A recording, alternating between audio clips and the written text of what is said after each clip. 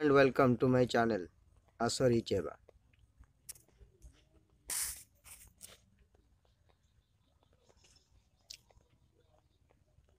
सारा भारत वर्ष रे राजनीतिर महल को दोहली देथिबा एक भिन्न समस्या सृष्टि करछि जहाकू समस्त उपलब्धि करुचंती किंतु सरकार यह को उपस्थापन करने पाई कुंठाबोध करुचंती। हाँ आज्ञा ये होची इलेक्शन प्रोसेस जहा आमर ये गणतंत्र को सुदृढ़ करने परिवर्ते नष्ट करिवार लगी। स्वच्छ निर्वाचन परिवर्ते निर्वाचन प्रक्रिया विशृंखलित होबार लगी। सी हूँ मेसीन माध्यम रे भोट देबा बा ईवीएम इलेक्ट्रॉनिक वोटिंग मेसीन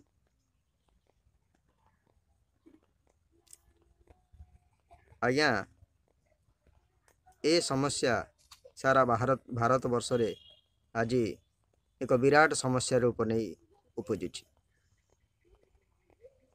किंतु शासक दल यह परिवर्तन करने को चाहूना।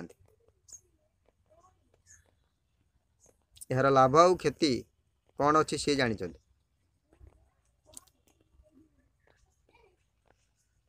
भोट चोरी कर एक उपयुक्त माध्यम कहले भूल हेब ना। यदि समस्ते चाहते ईवीएम को बैन करा देव बोली सरकार यह कहीं बैन करना यह पिछरे कौन रहस्य रही से सरकार ही जाना। इठी आज्ञा ईवीएम जो मेसीन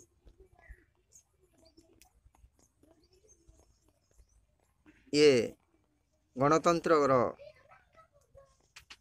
मूलदुआ जो राजनेता को निर्वाचन करुँच जो प्रतिनिधि मान को निर्वाचन करुँच भूल लोक शासन गादी उपस्थित होती ईवीएम माध्यम जहाद्वारा शासन पद्धति विशृंखलित होबार लगी एवं धीरे धीरे अपरागता लोकंकर संख्या शासन रे वृद्धि पाउछि। धर्म विद्वेष सृष्टि होछि। भारत एक धर्म निरपेक्ष राज्य किंतु किछि लोक यह केवल हिंदू राष्ट्र भाव रे प्रतिष्ठा करने प्रयास जारी रखिछन्ति एवं ताहा हेउछि सफल केवल ईवीएम पाई। तेणुक ईवीएम केमती भारत वर्ष बैन हो पार समस्त सहयोग निहाती दरकार एवं ईवीएम को बैन करने को हेले समस्त जनता समस्त राजनेता यह